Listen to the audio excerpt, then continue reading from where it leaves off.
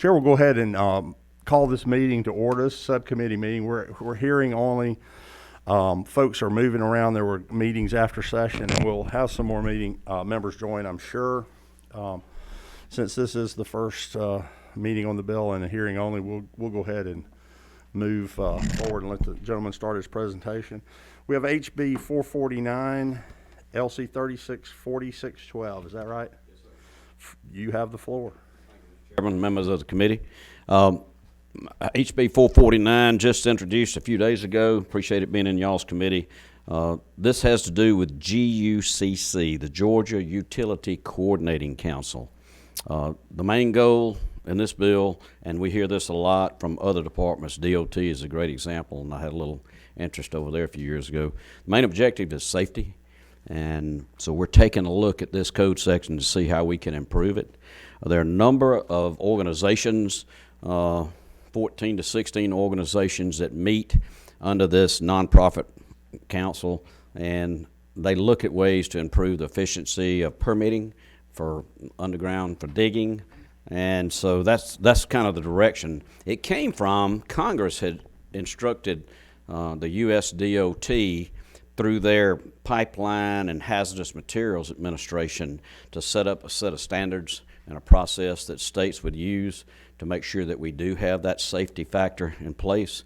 And so they're constantly looking at their laws to see what they can, how they can improve, and we're doing the same here in Georgia. You know, we have the Georgia 811. That's, I used to call it call before you dig system.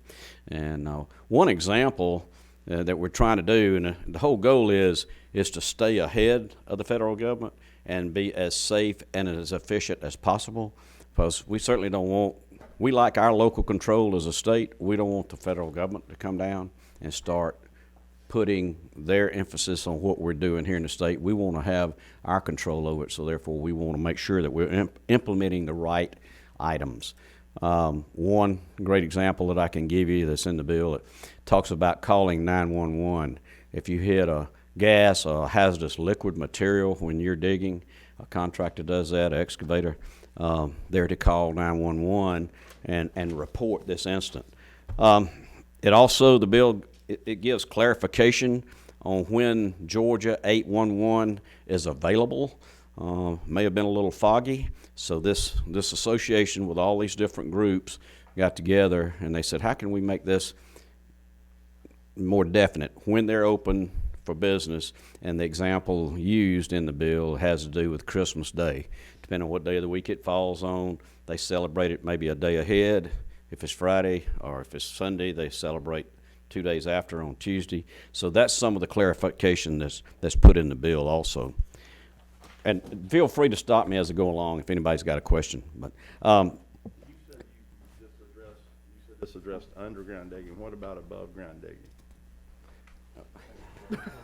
When you hit a power line above ground. No, does it? That was meant to be the joke I meant, but seriously, this handles all of that, does it not?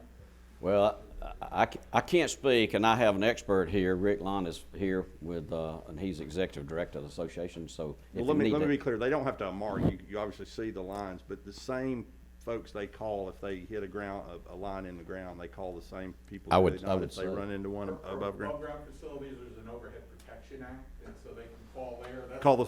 Okay. But that's more so for when they're moving houses and stuff like right. that. So you got to get the wires out of the way.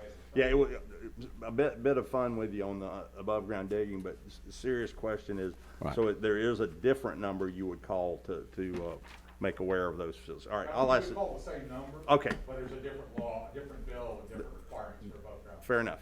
Continue. Yeah. Okay. Also, you think about it, and we're actively talking right now about out there digging, but planning. If you start talking about planning, when people, you know, I'm gonna build a house out here. It's a single address property, and they're gonna call in to locate some lines, whatever may be buried, power, gas, whatever. That's what you call a single address, and they'll come out and paint the ground to let you know where everything is, or even flag it on top of that. But if you've got a whole block that you're working on in a city that's fixing to be redeveloped, the records of the underground buried utilities are very, very important. And so what the engineers are looking for, if they're going to develop a highway, or if they're going to develop a building or develop that block, they're needing the records from the utility companies so they can incorporate that in their design of what's going to happen on that block right there. Another item in the bill, that blasting is used sometimes, not only the digging part, but you hit rock, and we've got granite here in Georgia, so blasting is needed. What it's done is given these companies, when somebody reports, hey, I've got a blast, we've actually hit rock, hit granite, it gives them from 24 hours that was in the previous bill, it gives them up to 48 hours. A little more time. This is a little bit more intricate type of situation, so it gives them that extra time to make sure everything is located and how it's going to be done, the process. Also in the bill, there's another term, and you'll see it as you go through it, extraordinary circumstances. Say we've had Storm the Michael in South Georgia. It was an extraordinary circumstance. So it gives people a little bit more leeway when you have a hurricane or tornado, or even these last 11 months with the COVID, when we've had a lot of departments shut down, people not in the office. So it gives them a little bit more flexibility during those type periods also. When you do have a damage to a line, of course they report it immediately.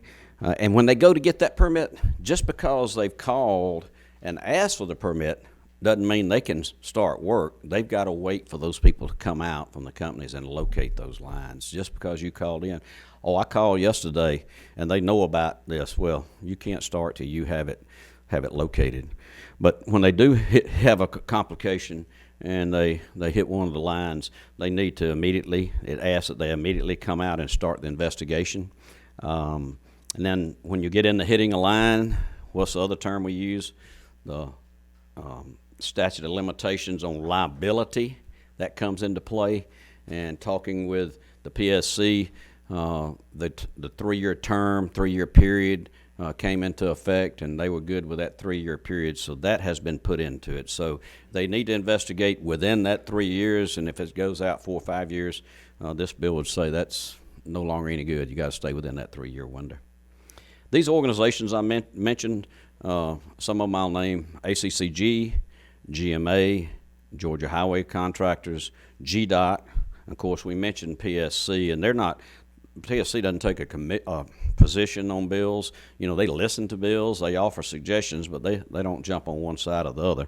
But a number of those associations have been working since last June during their meetings. They get together, discuss what's going on, and probably put in some 40 hours of committee work drafting this piece of legislation. And when we've sent this over to Ledge Council, you know, with the way we are now, they sent out the first draft. Supposedly everybody looked at it and gave their comments. It was drafted a second time, more comments. It was drafted a third time, and that's the bill that we ended up with. You know, as I say, no bill's perfect, but we've tried to put everything in there that the group was looking at. There are probably still questions that people will have as we go along the way, but overall, that's the essence of improving safety, following the guidelines that the federal government puts out, and maintaining our control of what's going on in the state of Georgia without somebody coming in and doing that. So that's... I'll go to the committee and ask for the questions. If I can ask one quickly. We've defined betterments. Can I let the expert do that? That's under the definitions on page 2, I think it is. Yeah, that was what most of my college roommates said I did when I got married, but yes, sir. I was trying to look through the bill and see where that definition is used, so yes, sir, I'm fine to. Yes. Just introduce yourself, Rick. Yes, sir. Yes, sir. I'm Rick Lon. I'm the. You're welcome to pull that down if you're trying to speak, Thank you, Rick. sir. Yes, sir. I'm with Southern Company Gas for 35 years, but in this role, I'm the chairman of the legislative committee. Yes, sir. And worked on this bill. We've brought it to y'all, I think, 5 times in the last 25 years. So every so often we fix it, make it a little better, to keep it at the front of the herd instead of the back of the 50-state herd. So to answer your question, the betterments definition was added because there was a concern expressed by some of the excavators in the state that when utilities were making the repairs, that they were getting billed to improve that utility system. And so there's language further back in that says you cannot, as part of the cost of recovering a cost of a damage, charge for betterments to your system. Right. Maybe when you get a chance later on, you can help me. I don't have an electronic copy to Sure. find. That language is in 25.913 in the Okay, back. thank you. Perfect. That's Right. what I was after. Subcommittee have any questions? Any additional questions? We don't have, do we have a lawyer here? We have at least one on the committee. I noticed in here, there's a place where, there's a couple places where you have excavating, and let me see if I can find it.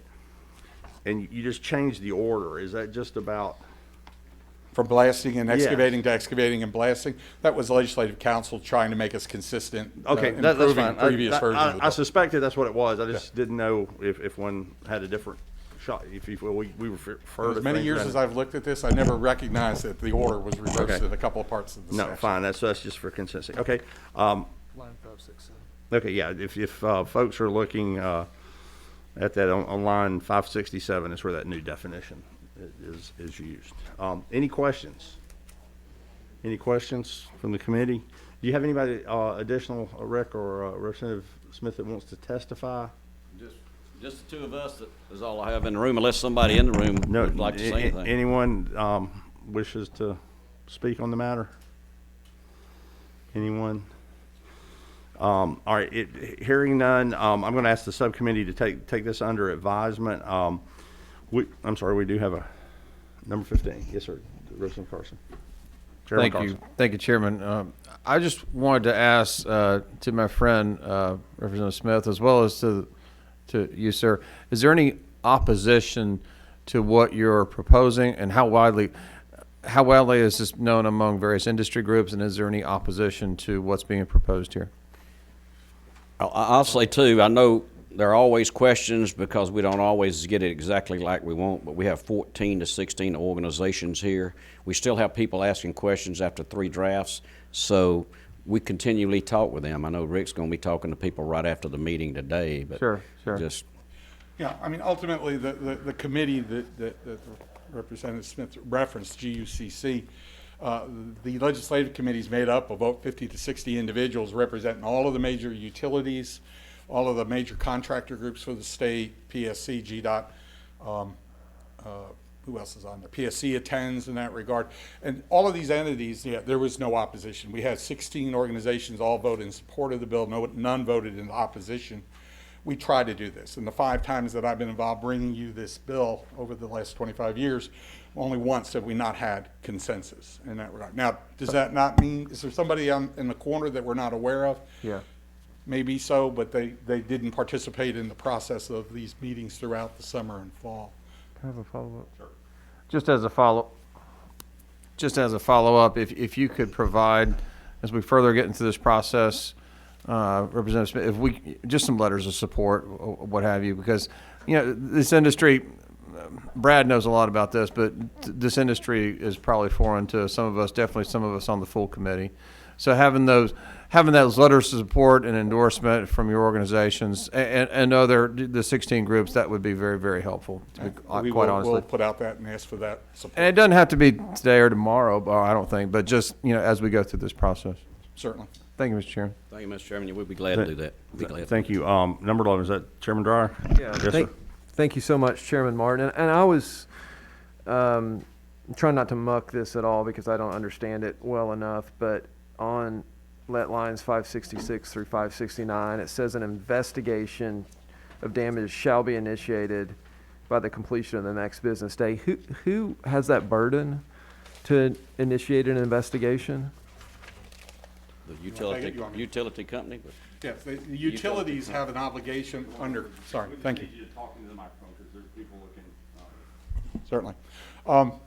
The utilities of the state whose facility has been damaged have an obligation under Georgia Public Service Commission rules to investigate the damage. Anytime there's an excavation damage, and to the extent that it's a violation of the statute, we have to report that to the commission. So that's who does the investigation, would be the Atlanta Gas Lights, the Georgia Powers, the Comcasts of the world. Okay, thank you, Mr. Chair. Can I do just one more? Sure. So and you're agreeing with that. That gives you enough time. You have enough time within the next business day after the repairs are completed to make that investigation, right? Mr. Chairman, it is just to start it. It's not to complete it. Gotcha. So the idea is, this was done at the request of the excavator community, that somebody shouldn't come out and investigate it a month after the damage is done and all the dirt's been put back. So the idea is you would start it while the hole is open.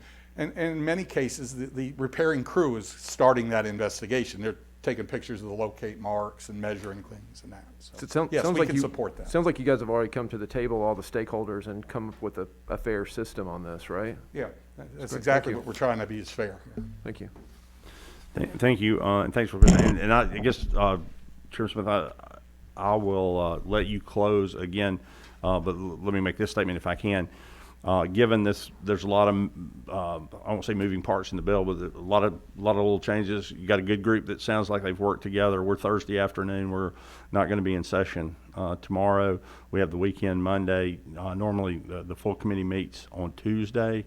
So, you know, to sort of serve notice to folks that are looking at the committee, or if anybody's in the audience that wants to keep getting with you, it would be the chair's hope that they would get with Representative Smith and let him know of any concerns so that we can perfect the bill if perfection, you know, things need to be done to do that. As I'm sure Chairman Parsons would ideally like to see this in his committee Tuesday next week. Do we meet? Yes, sir. Tuesday next week, because let us not forget we are past day 19 today, 19, I yeah. believe. And we're trying to keep on with, albeit an artificial deadline that the Senate chose. We're trying to work with the Senate on that day 27 to get it out. So we're getting close. That's good. So if you're watching and you have questions, get with Representative Smith. All right. Thank you, Mr. Chairman. Yeah. Well, I'm just going to follow one thing. Our intention would be, let me just put this out for everybody, that we would meet again as a subcommittee with the idea, if we don't find reason not to, that we would meet and hear this again with the idea of taking action at 2 p.m. on Monday. Room to be on Monday. determined. All right. So with that, I'll let you close, All right. Representative. Thank you, Mr. Chairman, members of the committee, and we'd be happy to get those letters to you, Mr. Chairman, that you requested too. And I think I look at this as proactive. Georgia's trying to stay at the forefront. They're trying to keep that item of safety for all our citizens and for the people running those heavy equipment. And so we appreciate the opportunity to update and stay ahead so the federal government can do what they need to do and let us keep marching forward. So we want to be the example. But I appreciate your time, and we'll certainly work with you any way we can. And let me correct that. I actually have a direct conflict at 2 o'clock on Monday, as that came out. But we will be looking for a Monday meeting at some point. Yes, sir. I just made Mr. Doss's job a little bit harder with a 2 o'clock conflict. But just full information, we'll get it out as soon as possible, and we'll look to move this along for you. Thank you If very there's no much. further business, we'll close out our comments and hearing on that. Any other items before the subcommittee this afternoon from any of the members? Hearing none, we'll stand adjourned without objection. No objection. We are adjourned.